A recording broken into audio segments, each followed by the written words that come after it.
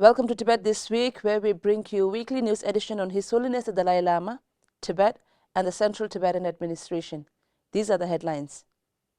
His Holiness the Dalai Lama attends Gaden Ngachoe ceremony in Drepung Monastery. Chinese government conducts mass arrest in eastern Tibet following local Tibetans' objection to mining activity. Kalon Gyari speaks at the Tibetv event in Uttar Pradesh. Tibetan Parliament in exile reaches out to Indian leaders in Delhi. Union condemns China's interference in the matter of His Holiness the Dalai Lama's reincarnation.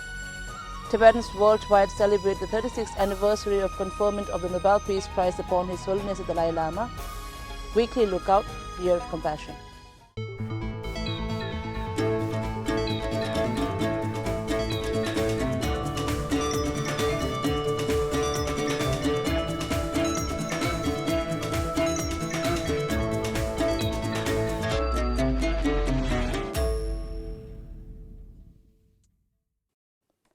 Last Sunday, His Holiness the Dalai Lama attended the Gaden Ngachoe ceremony at Drepung Monastery in South India of the 𝑻𝒊𝒃𝒆𝒕 tradition of Tibetan Buddhism. Honoring the 51st anniversary of the conferment of 𝒌 degree upon His Holiness the Dalai Lama, the 𝒊𝒃𝒆𝒕 Buddhist Cultural Society and 𝒊𝒃𝒆𝒕 Trust presented His Holiness with a newly crafted 𝒊𝒃𝒆𝒃 Award. Sources say the situation in Kashi village, Sirshul County of eastern Tibet, is extremely tense, with Chinese authorities conducting mass arrest, torture, interrogation, and invasive home searches following local Tibetans' objection to gold mining activity in the village. On November 6, around 80 local Tibetans were reportedly arrested by Chinese authorities, who were taken to Sirshul County for interrogation, where they were tortured. Today, more than a month after their arrest, 7 of them are reportedly still held by Chinese authorities. Tensions escalated in Kashi village after local Tibetans expressed objection to a gold mining operation at the site known as Serkok. The local Tibetans appealed to township authorities for intervention and to stop the mining operation. Instead of addressing their concerns, local authorities villagers and claimed their appeal was illegal. Armed police and township officials sealed off the entire Kashi township shortly after the widespread arrests. Authorities warned the locals not to leak the information to higher levels or to the outside world, or they would be as a serious criminal. Security forces reportedly entered homes, confiscated mobile phones, and conducted invasive searches. Armed police and military personnel are reportedly patrolling in and around the village, detaining individuals for suspected disapproval of the mining operation. Activities in the region have occurred repeatedly since the 1990s. Officials from Sirshul County and township authorities, along with private businessmen, have vested interest in mining and have facilitated decades of environmentally destructive projects. Security, Central Tibetan Administration attended the Tibetv event titled Global Perspective on Kailash Mansarovar and India-Tibet Relations, held at Sant Kabirdas Thali in Varanasi, Uttar Pradesh, as chief guest this Tuesday. The event was a part of a week-long Tibet Talk series organized by India-Tibet Coordination Office in Uttar Pradesh. With several eminent personalities on the dais, Kalon Gyari in her address elaborated on the global religious and ecological significance of Kailash Mansarovar and reiterated non-violence and dialogue as viable resolutions to the Sino-Tibet conflict. An exhibition on India-Tibet relations, curated by the Tibet Museum of the Central Tibetan Administration, was also showcased, offering participants a visual and historical perspective on the civilizational ties between India and Tibet. In conjunction with the ongoing winter session of the Indian Parliament, members of the Standing Committee of the Tibetan Parliament in Exile, led by Speaker 𝒊𝒃𝒆𝒕 have begun their advocacy initiatives in New Delhi. Over the past week, the Standing Committee members, who were divided into 3 groups, met and interacted with Indian leaders, including Kiren Rijiju, Union Minister of Parliamentary Affairs and Minister of Minority Affairs, Bhagirath Chaudhary, Union Minister of State for Agriculture and Farmers' Welfare, Harsh Malhotra, Minister of State in the Ministry of Road Transport and Highways.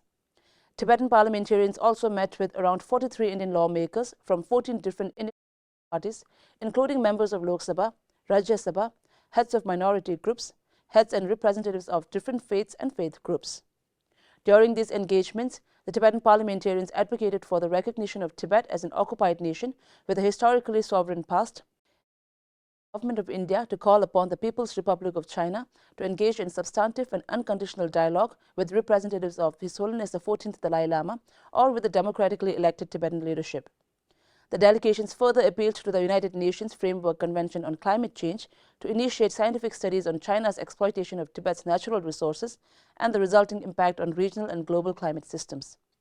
They urged the international community to increase pressure on China to grant access to the independent human rights organizations rapporteurs to visit Tibet.